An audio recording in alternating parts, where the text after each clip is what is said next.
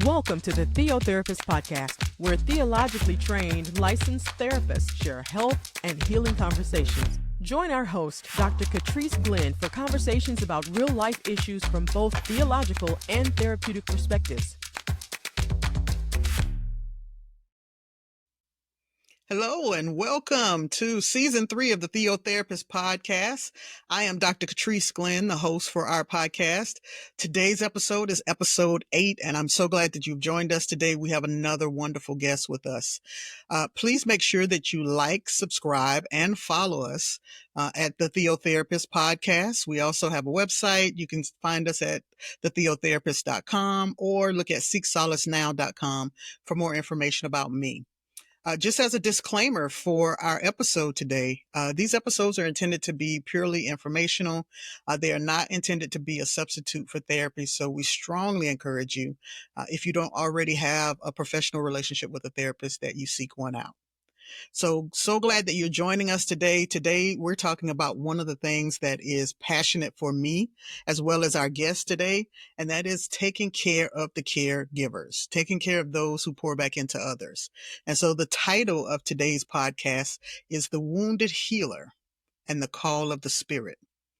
Our guest today is Marcus Price, MDiv, MSW, and a LCSW. If that's not a mouthful, he is a licensed clinical social worker working in behavioral health. He also works in his own private practice, and I'm going to let him tell you more about that in just a little bit. He has dual master's degrees. He has one in social work from Smith College, as well as an MDiv from the Interdenominational Theological Center, better known as the ITC. And there he got his degree in the psychology of religion and pastoral care. He has a passion for the holistic care that happens when we, lead others and serve others in spiritual care. And so he's done some CPE. For those of you who know what clinical pastoral education is, he's done 2 different residencies, one at Emory University Midtown and another one at Children's Healthcare of Atlanta. So he himself is a caregiver. He himself is caring for others who give care. And so welcome. So glad you're with us today, Marcus. How's it going? It's going well. Thank you for having me. I'm glad that I'm in a space to talk about something that's important to me on both a professional and personal level. Absolutely. I think so often it's important that we stop and pause and look at those who offer care at this kind of intersection point, because there is so much that affects the caregiver, the person who is the care provider. And I use that terminology, but basically we are the mental health providers who sit at that intersection space of integrating spiritual care and recognizing that there are, mental health terminologies and theories that guide our practice as well. And so for those who sit at this intersection point, rarely is someone turning a lens toward us and what our needs might be. Right. So I applaud you and thankful that you're doing this work, Marcus. Can you introduce yourself a little bit to the folks? Anything that I didn't mention you want to let them know? My journey into being a care provider started when I was very young. I received a call to ministry at a very young age, but it didn't really start to materialize until later on, like my early 20s, when I enrolled in seminary. And while I was in seminary, what brought me to seminary was I had a lot of questions of what kind of initiated me fully into caring ministry with people. And so there was a lot of deconstructing that happened for me while I was in seminary. And I went in initially thinking I was going to be a pastor because that's what was familiar to me growing up. I saw the traditional version of what it meant to be a care provider in the form of the pastoral. And so I thought that meant I would be in a pulpit and that I would be preaching every Sunday and leading a flock. And that's certainly one form of how that looks. But what I discovered in the seminary journey was that it wasn't going to look like that for me. And so that ended up being a whole grief journey that I had to undergo as I was deconstructing. And so what ended up happening was I went into the field of pastoral care and chaplaincy and did a few residencies. And that experience taught me a lot about what it means to sit with suffering, what it means Right. to not be able to fix things, what it means to just be able to sit with people who are trying to find meaning. And so, one thing I'm very thankful about my seminary training, my spiritual training, is that it helped me to help people find meaning. And I Mm-hmm. think then when I got to a point in chaplaincy, working with people, helping them in the midst of their suffering, I wanted to switch and move in a direction of working with people at the earlier phases of their life and not so much toward the end. Because not only did I think one thing that I failed to mention was that I also was a hospice chaplain as well before I fully Oh, okay. transitioned into being a therapist. And so I got to a point where I was like, okay, I love sitting with people in these ways, but I would like to work with them earlier on in their journeys, Mm-hmm. right? And so I ended up going back to school to study clinical social work at Smith College School for Social Work. And in that program, I learned about psychodynamic therapy and theory.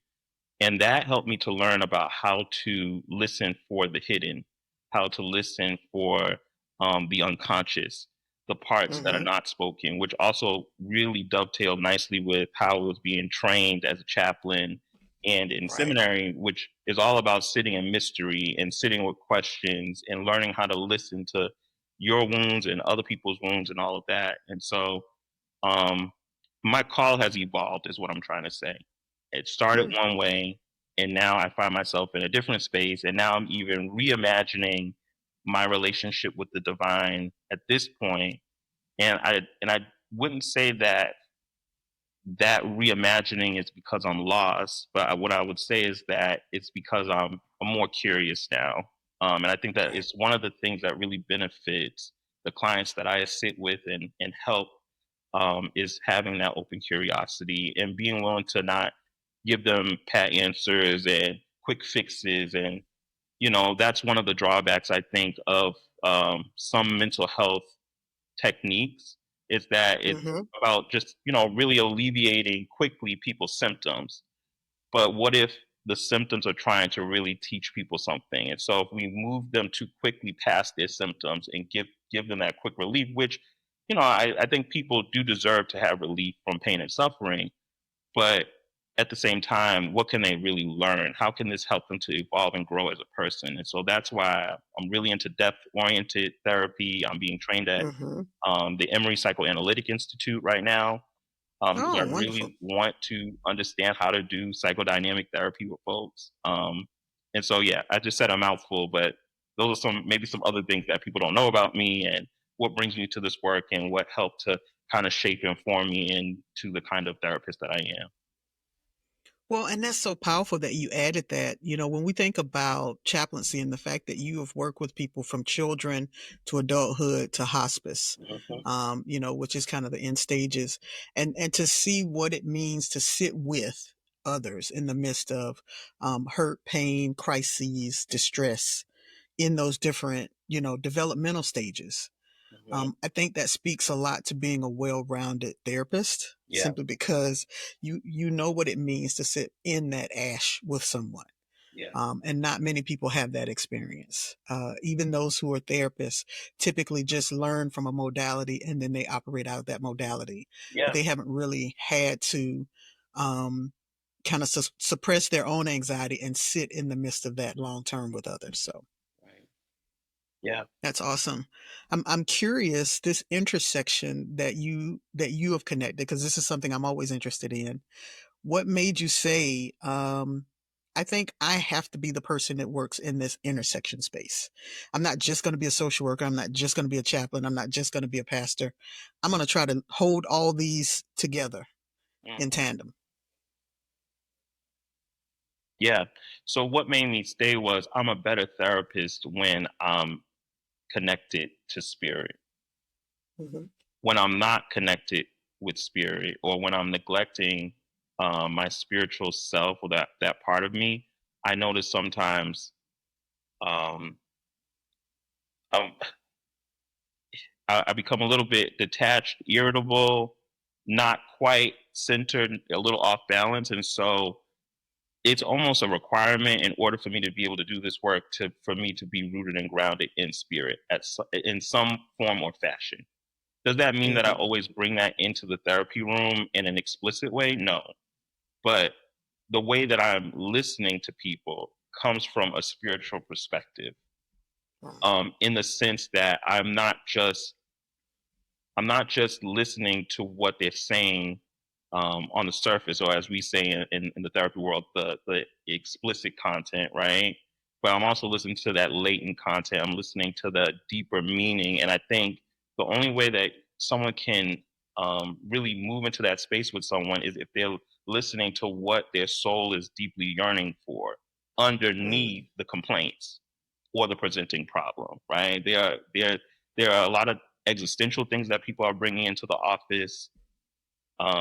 Some people, they have no framework to operate out of, right? And so, how Right. do I, as a therapist, provide that containment for them and that holding space for them to be able to Hmm. figure out things? Now, I'm not proselytizing, I'm not projecting my own belief system onto them, but I'm trying to figure out what's meaningful to them. What are their ultimate concerns? What are the things that are bigger than them that they're really trying to get connected to? And that's what I'm finding at the root of a lot of the presenting problems, that people feel fundamentally disconnected from a deeper part of themselves that they know is there. And they know if they get connected to it, they could have a richer, fuller, and more meaningful life. But how do they do that? They do that with someone who's willing to be a spiritual companion, someone who's not going to give them an easy answer, someone who's going to challenge them to think. And sometimes it's going to be uncomfortable. Sometimes people are going to feel like I don't know what the answer is. But then, like, when you have a grounded presence there who's like, it's okay not to know, and we can kind of abide Hmm. in this, and we will get there, like, still providing that assurance that we will get to a place where you will have a sense of knowing. Right. Um, I think that's what keeps me operating in this tension. Um, I think it's my winning formula, honestly. Is that what led you to work in this passion area that you have about helping, wounded healers and, being more attuned to their call of the spirit? Yeah, I think so. Because I think my own wounds have been an initiation into the work of therapy. Hmm. And I think that helping people to identify their wounds can help them be initiated into something deeper with themselves as well. Absolutely. I do think, I think of Henry Nowlin's work when you say wounded healer, right? Recognizing that even those of us who are called to sit and be containers in these spaces and to sit with others, have our own wounds. Hmm. And it is making sure that we are attentive to the wounding that we have as well in this process, Yeah, that we don't get to just be a blank slate in anybody else's world. We bring what we have in that world as well. One absolutely. of the biggest challenges that I've had, kind of in just the last month, one of my goddaughters passed away. And so while I'm in a season of grieving, I'm also still holding space for others and containing that, but choosing, Yeah, what that looks like for me and honoring where I was, yeah, but also knowing what I was called to do in those spaces. yeah. And I mean, think about how much that's positively affecting the care you're offering someone when you're connected to Hmm. that, right? How deeply and more precisely you're listening, because you Hmm. know what it means to sit in deep grief. And I think Right. that's really the gift that keeps on giving when we're able to really identify our wounds and claim them, not Hmm. be ashamed of them, because it's really easy. I've been there to feel ashamed of certain things that we have been taught are defects, or something that is wrong that needs to be fixed. Um, but when you can embrace them, I think there's a lot Hmm. that you can offer people that if you don't embrace, you really can't offer them in a really impactful way. And I think being in those spaces and being honest about our wounds, because when we're in that hurting space, we're more attuned to our own spiritual walk Mm, because we're relying on God, to navigate through those spaces ourselves. And I think that being more attuned helps us in yeah, care for others. because we're already seeking God in this way. And if we're, kind of joining paths or journeys with somebody else that's doing the same thing, I feel like it enlightens, or it amplifies that journey together. Mm-hmm. For sure. I agree. For you, when you started thinking of wounded healer and kind of the call of the spirit, what in particular stood out to you as this is the thing I want to make sure that I say to others that are kind of navigating this journey? Mm. That being able to provide care, effective care, does not mean that one has to be um, healed enough. Mm-hmm. That you can still be in process as you're in process with other people, and that something really powerful and beautiful can come out of learning how to co-journey with people, and being at home in not having mastered something, right? Moving out of mastery and into mystery, right? Mm-hmm. And learning how to sit in that, and learning how to, I guess, like, use it to continue to evolve, Mm-hmm. you know? I think that's the main message I want to get across, that you don't have to be healed enough, and that there's value in not being healed enough, and um, take pressure off of yourself. You're being supported by something much greater than you, and Mm-hmm. trust that. In inviting therapists to, because I know that in a lot of the training that many secular therapists receive, like even when I was in graduate school, I had a course at Smith on spirituality and psychotherapy. And I liked the course. I enjoyed the content and the professor. But there was a way in which I noticed a lot of my colleagues were afraid to touch that and afraid Mm-hmm. to venture into that, for a multitude of reasons. Their own histories, not feeling like they had the competence or the tools to kind of navigate that arena and all of that. But um, there are so many people who are bringing that into the therapy room with them.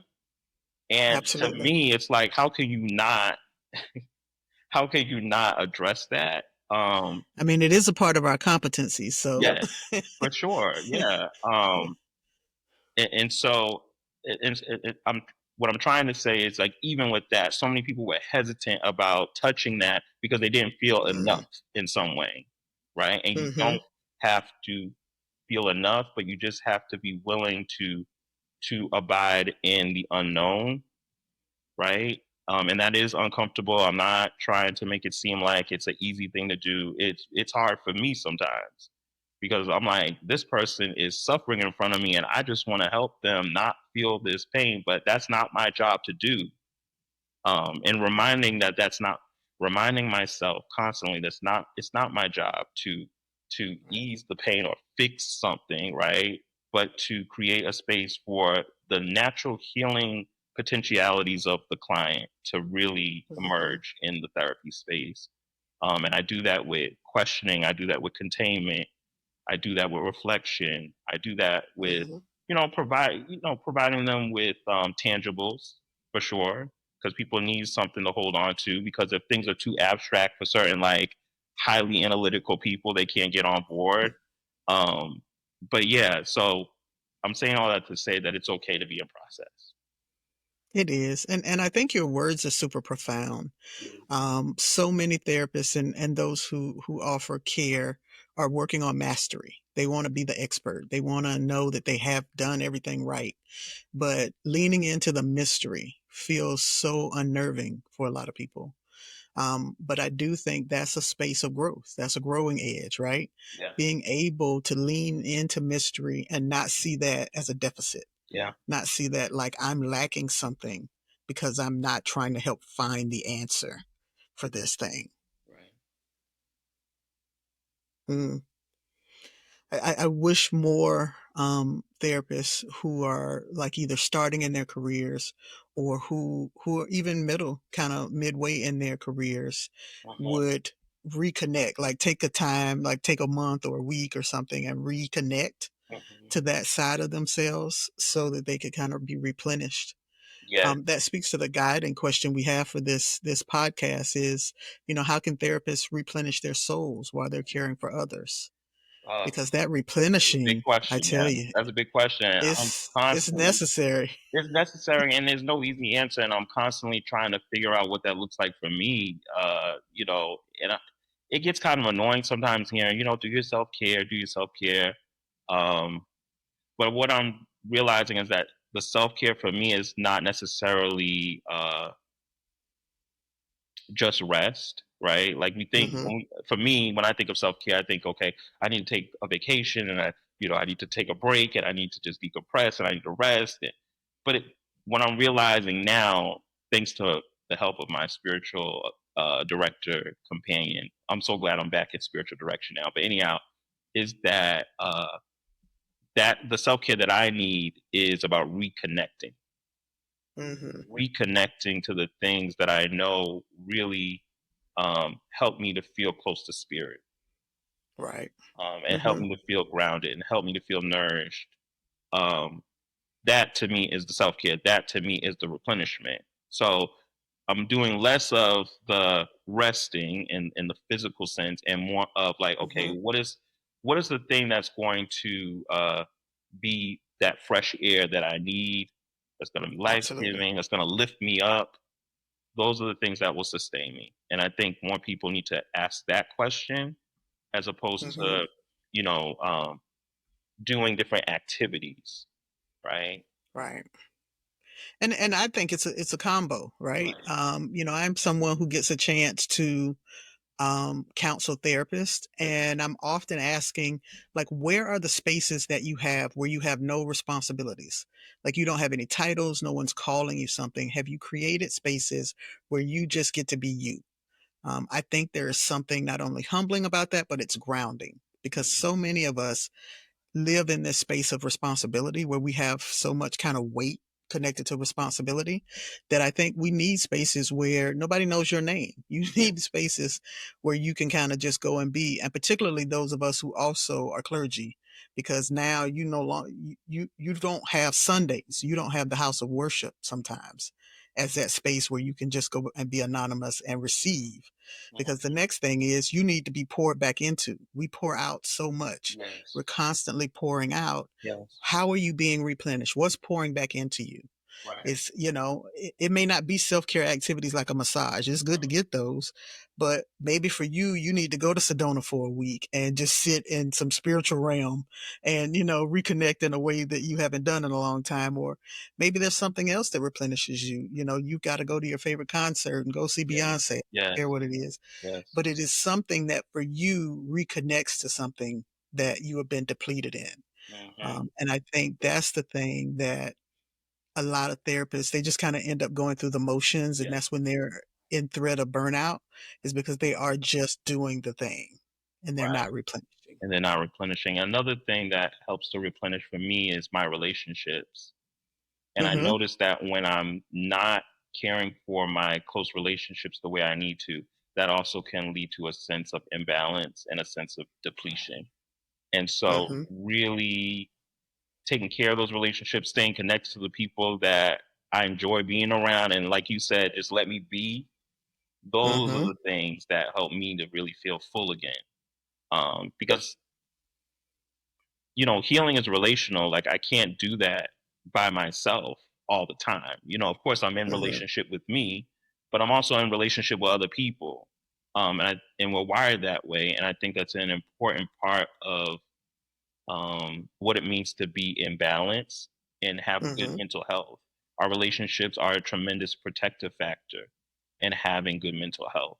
So, yeah, Absolutely. And I think all of that matters, right? Making sure we're reconnecting to self, making sure that we're connecting to others who are, people who can feed back into us and who allow us to be ourselves. And then also making sure that we're putting in some practices that kind of reinvigorate us and that are life giving.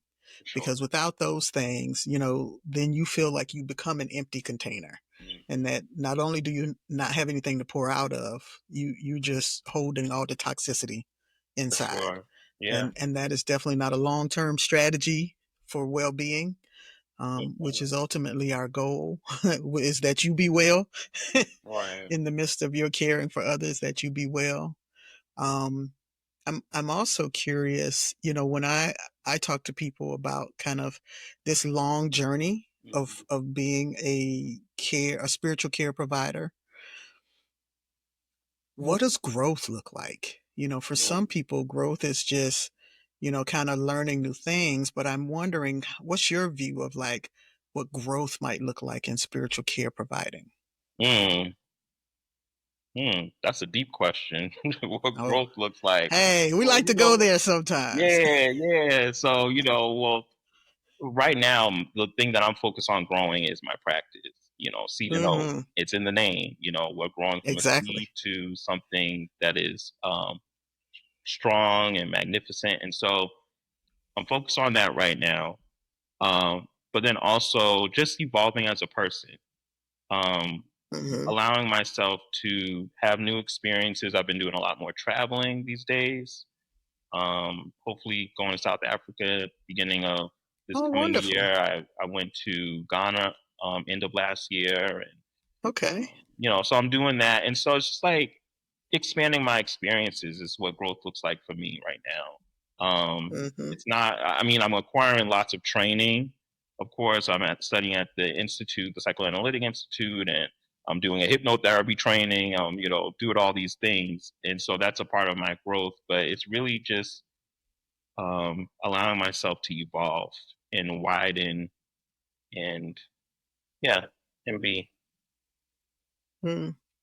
I wonder, as you reflect on what it means to be a caregiver now with so much anxiety in our culture, our political landscape has really affected not just individuals, but what those individuals are bringing into the counseling space. Hmm. And I'm hearing, the secondary trauma and vicarious trauma to therapists of just trying to hold a space when they're just as anxious as the clients are about what's happening and what's going on. I wonder if that's anything you've been doing any reflecting on or you have thoughts around. Yeah. Um, I have a lot of clients who are coming in talking about the political landscape and how it's affecting them. And I think the reminder that I keep giving to them is that the opposite of anxiety is not calm but trust, right? Like Hmm. what can you trust in right now? What is your I used to have a CPE supervisor at Choa who used to say, "What is your?" I think she would say, "What is your square leg or square something?" But the thing that you Hmm. can stand on, right? That you can always go back to. And so I'm inviting clients these days to think more about what can you put your trust in? What are you certain of? What is in your zone of control? Because so much of anxiety is about trying to control things that are outside of your zone of control. So bringing Hmm. people back home to that can help them find some kind of anchoring amidst all of the chaos and turmoil that this administration and that this world just seems to be in right now. And so also reminding folks about like having the small rituals, grounding themselves in focusing on the daily tasks on one day at a time. Hmm. I mean, like, even if you want to take a recovery approach, right? We doing 24 hours at a time. Hey, I have pulled that serenity prayer out a lot in recent weeks. Because that's on a lot of days, that's really all that you can handle. And Hmm. that provides a little bit of containment for people enough for them to manage that, and then they can do the next day and the next day. They don't have to have everything figured out. They don't have to have a master plan. As a matter of fact, I would not even advise a master plan because there's just so much that's in flux. And Right. even if you try to create some kind of master plan, it would change. And we don't want to You hold don't on. have enough information to even No, develop a not master at all, plan. not at all. So, encouraging flexibility, cognitive Hmm. flexibility, excuse me, flexibility in the way people are thinking about things, keeping an open mind, Hmm. challenging long held beliefs, core assumptions that might be keeping people from seeing other vantage points and blocking Right. them in some way. And I also hold space for grieving and loss for Yes. those who feel like we've lost something. Hmm. Particularly those who've been connected to like the federal government or federal contracts or research, and their livelihoods have been affected Yeah. kind of by what's happening, and just, sitting with them in those spaces of loss, Yes. through no fault of their own, as they would say, right? And so, Mhm. recognizing that there is so much happening, and I think those of us who are spiritually inclined are paying attention to kind of that what's happening in the spiritual ethos of what's going on. Yes. We can feel it interpsychically, that there is just this angst, there is this unrest, this dis-ease Mhm. that's happening. And I think that for those of us who are attentive and paying attention to that, we're hyper aware of it a little bit. I know I am, Yeah. not just in what my clients tell me, but, feeling it in the room. Yeah. You can kind of walk in certain spaces and just feel that there is an air of unrest. Yeah. Yeah. And normalizing that too, and reminding people Hmm. that they're not crazy for feeling that. Because sometimes I think people judge themselves for not having it all together, for not being able to operate the way that they used to operate Hmm. pre-COVID, this administration. And there's so much that has changed, and I'm not sure that people are really acknowledging that. And I think coming into a therapy space that normalizes that, acknowledges that, helps people to feel less judged for Hmm. falling apart, falling apart, Exactly. and then having a space to try to put some of those pieces back together again. Mm. I so appreciate being able to talk to someone who kind of, like I said, walks this journey Mhm. of being intentional in this integration and being intentional to, look at what this experience is like for those of us who are on the care providing side. Mhm. Because not often that the attention doesn't often reflect what's happening on this side of the curtain, if you will. Are there other things that you'd like to highlight kind of today about, either your reflections or kind of the work that you've been doing? As far as the work that I've been doing, at Seed and Oak, which is my practice, we're doing a lot of work with couples in relationship. Mm. I think that's actually the niche that we're really starting to develop. I've also brought on an associate therapist who's also doing couples work, African American woman. She specializes in working with Black women who are in relationships and helping them to unpack their relationships with others as well as themselves. And those who are trying to juggle many things at once, being a wife, being a mother, being this, being that. And so that's what we're doing there. Um, Hmm. and we just want to continue to help people cultivate their relationships and build stronger ones. Absolutely. It's so needed. Yeah. There needs to be more of us, right? Yeah. Who live in this intentional integration space. Marcus, I'm so thankful that you joined me today on the podcast. It's been refreshing Mhm. to talk to you and to kind of lift up this topic. Would you tell our listeners, our viewers, how they can find you and how they can follow you and get more information about you? Yes. You can find me at www.seedandcounseling.com. You can also look me up on Instagram. We have a Seed and Oak Counseling page on Instagram and Facebook. And there you will find all the contact information for myself and the other therapists that are working at Seed and Oak at this time. Awesome. Well, once again, thank you so much for coming. Thank you for being a part of this conversation today. I know that there are others out there who wish they could talk one on one with us and just kind of ask those questions, but I pray and hope that they got something from today that's going to help them continue to walk this journey. And so thank you once again for listening to us. We encourage you to like, subscribe, and follow us on all platforms as well as on YouTube. Make sure that you share this information, and we will continue to offer more episodes. We probably have one more this season, and we look forward to having you here with us the next time. Take care of yourself and be well. TheoTherapist Podcast, real talk at the intersection of theology and therapy. Check out Dr. Glenn's new journal series titled Brain Dump Journals for the Busy, available on Amazon. Visit our websites for more information at thetheotherapist.com or catriceglenn.com.